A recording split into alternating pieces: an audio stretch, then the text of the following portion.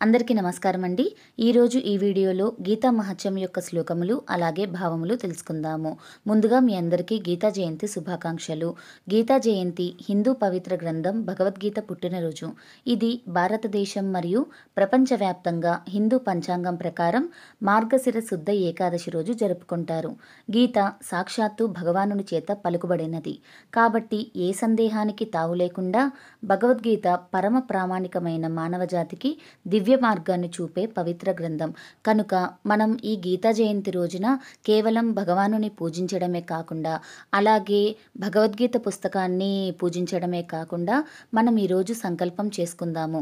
ఏమని ఈరోజు భగవద్గీత పారాయణం మొదలుకొని ప్రతిరోజు భగవద్గీత పారాయణం చేస్తూ వచ్చే సంవత్సరం గీతా జయంతి నాటికి మనం భగవద్గీత పారాయణం పూర్తి చేస్తాము అని సంకల్పం చేసుకోండి.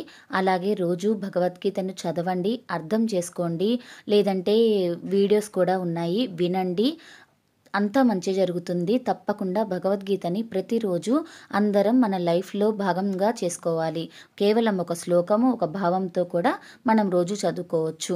అలాగే గీతామృత మహత్య శ్లోకమును ఈరోజు పఠిద్దాము.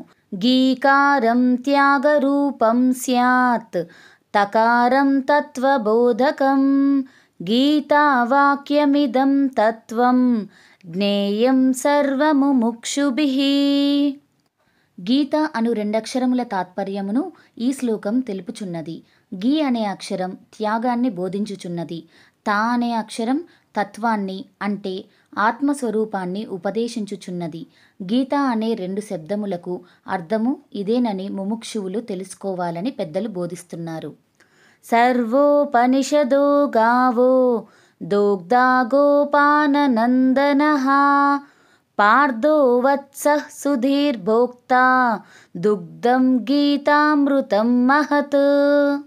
అనగా ద్వాపర యుగంలో కురుక్షేత్ర సంగ్రామంలో శ్రీకృష్ణ పరమాత్మ అర్జునుడి ద్వారా లోకానికి అందించిన బ్రహ్మ విద్య భగవద్గీత.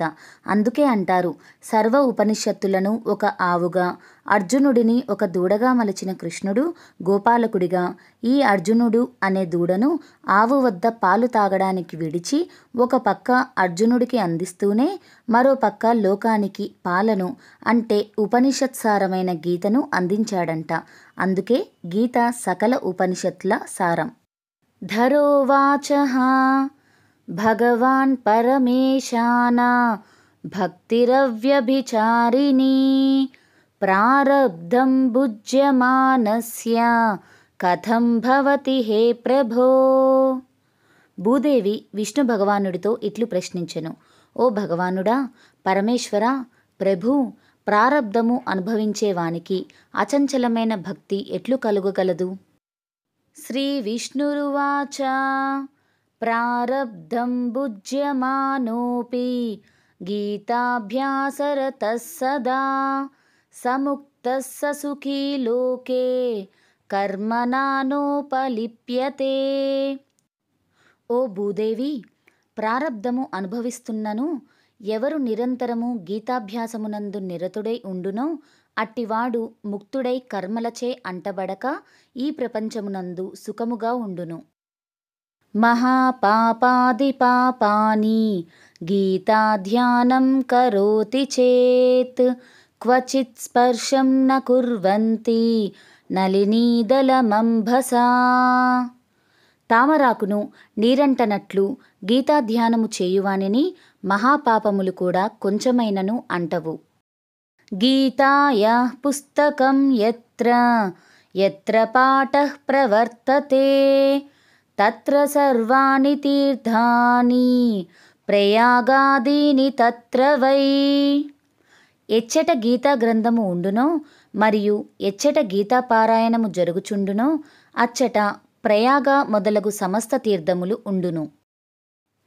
సర్వే దేవాశ్చ ఋషయో యోగినః పన్నగాశ్చయే గోపాల గోపికా వాపి నారదోద్ధవ పార్షదైః సహాయో జాయతే శీఘ్రం యత్ర గీతా ప్రవర్తతే. ఎచ్చట గీతా పారాయణము జరుగుచుండునో అచటికి దేవతలు, ఋషులు, యోగులు, నాగులు, గోపికలు, గోపాలురు, భగవత్స్పర్శాసక్తులగు నారద ఉద్ధవాదువులు వచ్చి శీఘ్రముగా సహాయమునర్తురు. యత్ర గీతా విచారశ్చ పఠనం పాఠనం శృతం తత్రాహం నిశ్చితం పృథ్వీ నివసామి సదైవ హి. ఓ భూదేవి, ఎచట గీతను గూర్చి విచారణ, పఠనము, బోధన, శ్రవణము జరుగుచుండునో అచట నేను ఎల్లప్పుడూ తప్పక నివసింతును. గీతాశ్రయేహం తిష్ఠామి గీతా మే చోత్తమం గృహం గీతా జ్ఞానముపాశ్రిత్య త్రీన్ లోకాన్ పాలయామ్యహం. నేను గీతను ఆశ్రయించి ఉన్నాను. గీతయే నాకు ఉత్తమమగు నివాస మందిరము. మరియు గీతా జ్ఞానమును ఆశ్రయించియే 3 లోకాలను నేను పాలించుచున్నాను. గీతా మే పరమా విద్యా బ్రహ్మరూపా న సంశయః అర్ధమాత్రాక్షరా నిత్యా స్వనిర్వాచ్య పదాత్మికా. గీత నా యొక్క పరమ విద్య. అది బ్రహ్మస్వరూపము, దీనిలో సందేహము లేదు. మరియు అది ప్రణవములో 4వ పాదమగు అర్ధమాత్రా స్వరూపము, నిత్యమైనది, నాశరహితమైనది, అనిర్వచనీయమైనది. చిదానందేన కృష్ణేన ప్రోక్తా స్వముఖతోర్జునం వేదత్రయీ పరానంద తత్వార్థజ్ఞానమంజసా. సచ్చిదానంద స్వరూపుడగు శ్రీకృష్ణ పరమాత్మచే స్వయముగా అర్జునునకు ఉపదేశింపబడినది. ఇది 3 వేదముల సారము, పరమానందమైనది. తన్నాశ్రయించిన వారికి శీఘ్రముగా తత్వజ్ఞానాన్ని కలుగుచేయును. యోష్టాదశ జపే నిత్యం నరో నిశ్చల మానసః జ్ఞానసిద్ధిం సలభతే తతో యాతి పరం పదం. ఏ నరుడు నిత్యము గీతయందలి 18 అధ్యాయములను పఠించునో అతడు జ్ఞానసిద్ధిని పొంది తద్వారా పరమపదమును అనగా మోక్షమును పొందును. పాఠే సమర్థ సంపూర్ణే తదర్థం పాఠమాచరేత్ తదా గోదానజం పుణ్యం లభతే నాత్ర సంశయః. గీతని మొత్తము పఠించలేని వారు అందులో సగమైనను పఠించవలెను. దీనివలన అతడికి గోదాన ఫలము వలన కలుగు పుణ్యము లభించును అనుటలో సందేహము లేదు. త్రిభాగం పఠమానస్తు గంగా స్నాన ఫలం లభేత్ షడంశం జపమానస్తు సోమయాగ ఫలం లభేత్. గీత యొక్క 3వ భాగము అనగా 6 అధ్యాయములు పఠించిన వారికి గంగా స్నాన ఫలము లభించును. 6వ భాగము అనగా 3 అధ్యాయములు పఠించువారికి సోమయాగ ఫలము లభించును. ఏకాధ్యాయం తు యో నిత్యం పఠతే భక్తి సంయుతః రుద్రలోకమవాప్నోతి గణో భూత్వా వసేచ్చిరం. ఎవడు గీత యొక్క ఒక అధ్యాయము భక్తితో పఠించునో అతడు రుద్రలోకమును పొంది రుద్రగణములలో ఒకడుగా శాశ్వతముగా నివసించును.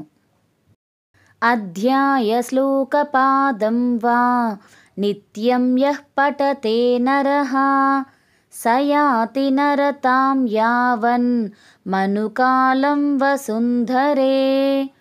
ఓ భూదేవి, ఎవరు గీతనందలి ఒక అధ్యాయమునందలి 4వ భాగమును నిత్యము పఠించునో అతడు ఉత్కృష్టమైన మానవ జన్మ ఒక మన్వంతర కాలము పొందును. గీతాయా శ్లోకదశకం సప్తపంచచతుష్టయం ద్వౌ త్రీనేకం తదర్థం వా శ్లోకానాం యః పఠేన్నరః. ఎవరు గీతనందలి 10 శ్లోకములను కానీ 7 శ్లోకములను కానీ 5 శ్లోకములను కానీ 4 శ్లోకములను కానీ 3 శ్లోకములను కానీ 2 శ్లోకములను కానీ 1 శ్లోకమును కానీ అర్ధ శ్లోకమును కానీ నిత్యము ఎవరు పఠింతురో చంద్రలోకమవాప్నోతి వర్షానామయుతం ధ్రువం గీతాపాఠ సమాయుక్తో మృతో మానుషతాం వ్రజేత్. వారు ఇంద్రలోకములో 10,000 సంవత్సరములు సుఖముగా జీవించును అనుటలో సందేహం లేదు. మరియు గీతను పఠిస్తూ ఎవరు మరణిస్తారో అతడు ఉత్తమము అగు మానవ జన్మను పొందుట నిశ్చయము.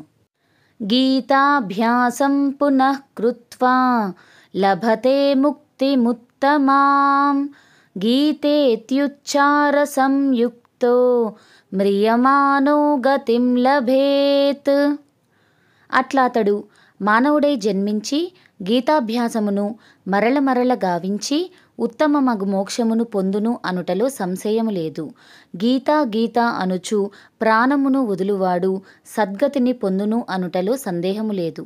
గీతార్థశ్రవణాసక్తో మహాపాపయుతోపి వా వైకుంఠం సమవాప్నోతి విష్ణునా సహ మోదతే.